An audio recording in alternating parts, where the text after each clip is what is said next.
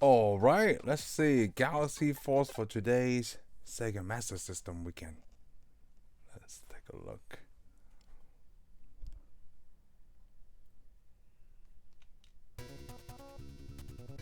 Oh, I hope it's a shooter.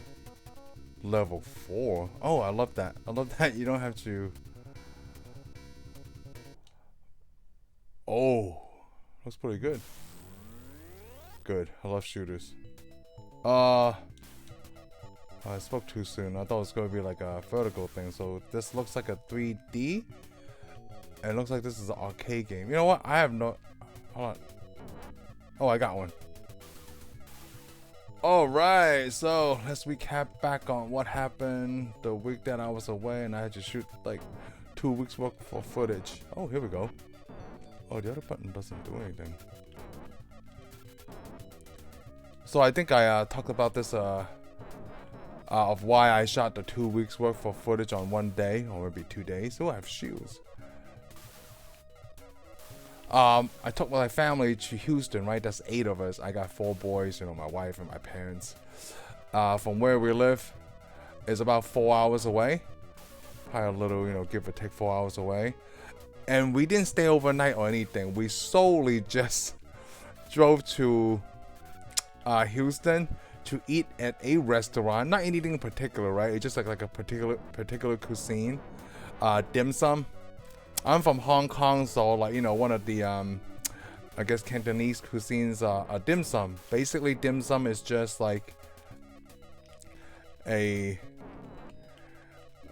appetizers. That's what dim sum means. Just like a little bit of appetizer, like everything's served on a little, like a weave basket or bamboo made basket, or sometimes it comes on place. Depends on if the item is like steam cooked or not. And the reason why we went to Houston, right, instead of staying in the Dallas-Fort Worth area, is because for some reason there's just more like people from Hong Kong or Cantonese people in Houston. So of course, right, like, you know, the chefs and, you know, who specialize in this kind of stuff were in there, or in Houston. The only other place, probably just California, New York, and most of Canada. Probably just the popular cities like, you know, Toronto and what's the other one? Vancouver. There's a lot of Chinese people or Cantonese people there. I can't even tell what the shield means. Like, there's no levels that I could distinguish. So we left early in the morning. We fed our babies like 6 something so that we could have at 7. So by the time we get there, 11 something, we could have like a brunch. So we get there. You know, a lot of the food were good. And there was no trouble on the road traveling anything. Oh, I'm down. Oh no. Oh, what the hell? Oh, that looks like something else. Whoa. Right. What the?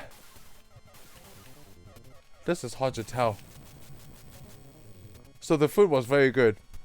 And the portion were a little bit bigger than what we used to. Like, like some simple things like shrimp dumplings, right? It was like this big. It was like a little bit bigger. And the price was cheaper.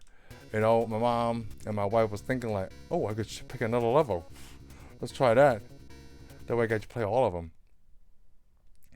Like, they noticed the price was cheaper. And I'm like, well, yeah, of course it's cheaper. Because, you know, there's a lot more competition, right? In Dallas, like, there may be 4 places. Maybe.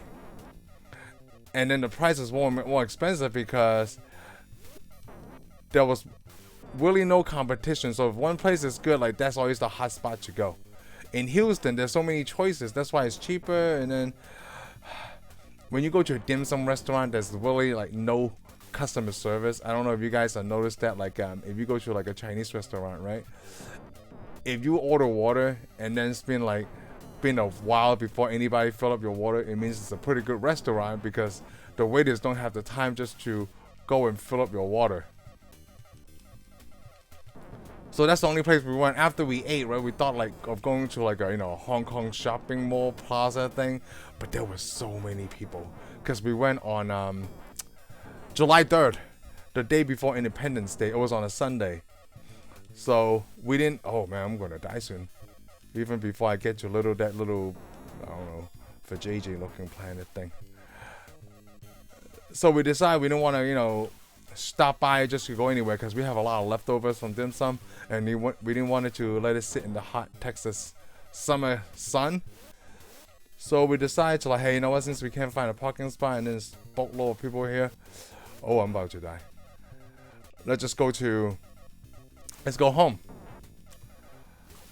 So we took the car ride back home. You know, I was a little bit tired because I didn't get enough sleep, right? So my wife drove a little bit of the trip back home. A lot of it, probably like more than half, and I just took the last hour. She let me sleep a little, and in the middle of that ride driving home, she got pulled over. Okay, it wasn't anything serious. It was just, I guess it was the part of the highway where they put those temporary speed limit signs. It was supposed to be 75. So, you know, so we're using Android Auto, right, on the car that we rented through Toro. And it was a state highway patrolman.